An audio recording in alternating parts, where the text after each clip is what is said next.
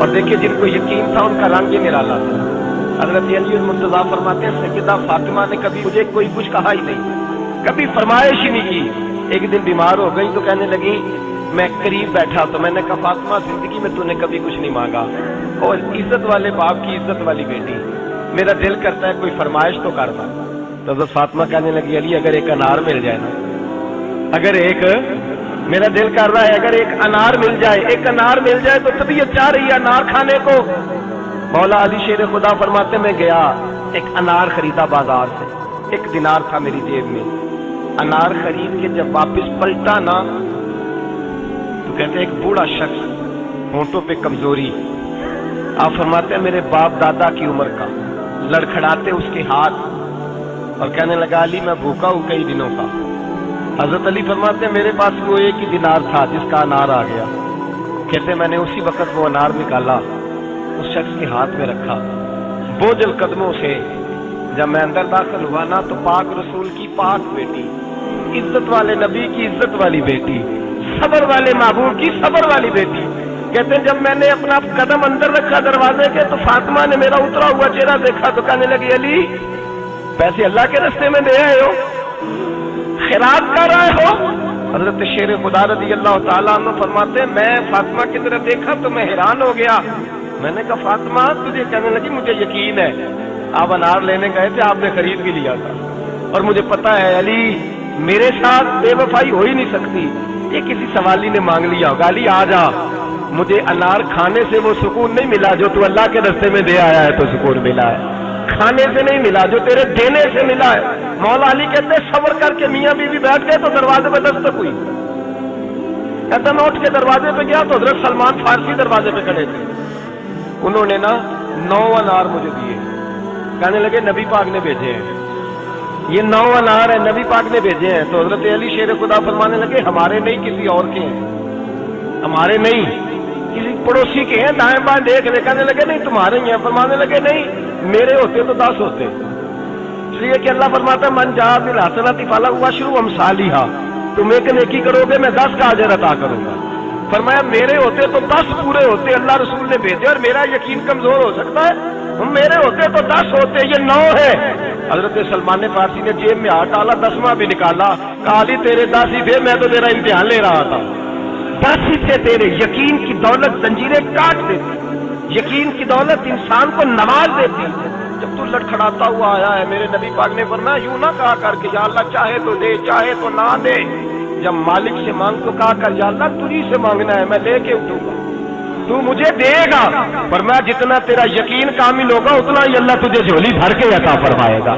کمزور سا مسلمان، لڑکھڑاتا سا مسلمان دیکھتا ہوں کرتا ہوں، اور یہ بھی نہ دیکھا کریں بھائی ایمان یقین کو استقامت کے درجے پہ لیں، یہ نہ دیکھا کریں کہ وہ کیسے دے گا، وہ کسی وسیلے کا محتاج نہیں ہے، وسیلے کو پسند کرتا ہے، پر وسیلے کا محتاج وہ بغیر وسیلے کے بھی دے دیتا ہے۔ ہر آدمی ماں باپ کے ذریعے پیدا ہوتا ہے، اگر پیدا کرنا چاہے تو جناب عیسیٰ کو بغیر باپ کے پیدا کر دیتا ہے، اگر پیدا کرنا چاہے تو حضرت آدم کو بغیر ماں اور باپ کے پیدا کر دیتا ہے۔ جب یقین رکھے، یقین، قرآن مجید پڑھیے، حضرت موسیٰ علیہ السلام فرعون کے دربار میں کھڑے ہیں، چاروں جانب دشمن ہی دشمن ہے،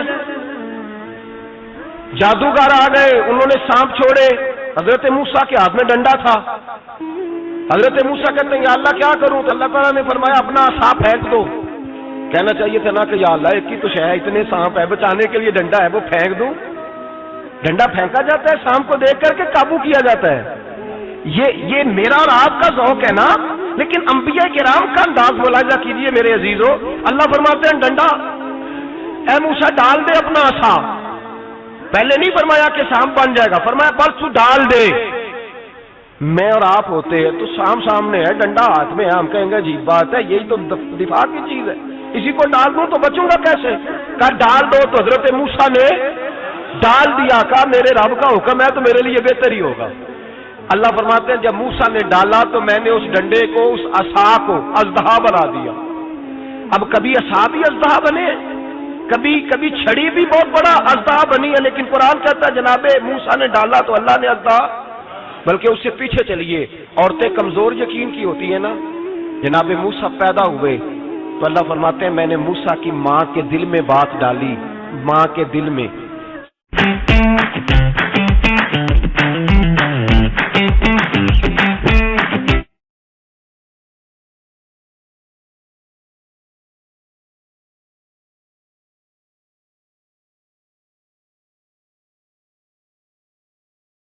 ڈال کے تو اس کو دریا میں بہا دے۔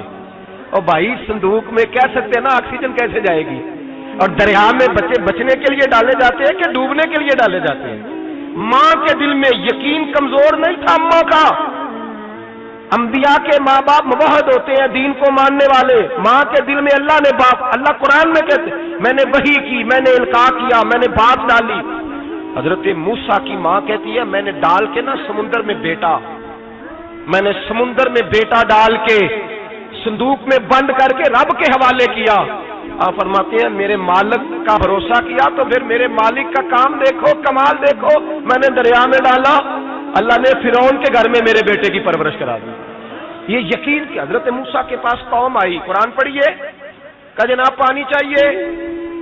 وَإِذِ اسْتَسْقَىٰ مُوسَىٰ لِقَوْمِهِ، موسیٰ نے اپنی قوم کے لیے پانی مانگا۔ ہم نے کہا فَانْفَجَرَتْ مِنْهُ اثْنَتَا عَشَرَةَ عَيْنًا، اپنا ڈنڈا پتھر پہ مارو۔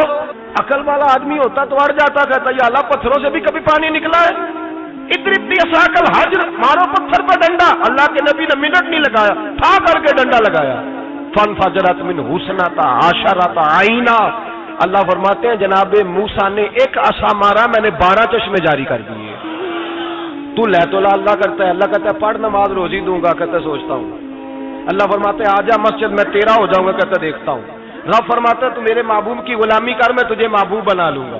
تو کہتا ہے تھوڑا بڑا ہو کے داڑھی رکھنی ہے، ابھی سیانا ہو کے میں ذرا سرٹیفکیٹ لے لوں اسرائیل سے کہ کتنے سالوں کے بعد آئیں گے، پھر شروع کروں گا۔ پروگرام بنا رہا ہے، ابھی تو ارادے میں ہے اللہ کے پیغمبر کا ڈنڈا۔ اور اس سے زیادہ آگے بات ہو گئی، پیچھے فوج لگی ہوئی ہے فرعون کی، مجمع ہے، ہزاروں لاکھوں کا لشکر لے کے، تلواریں نیزے، فرعون پیچھے، آگے دریا آ گیا۔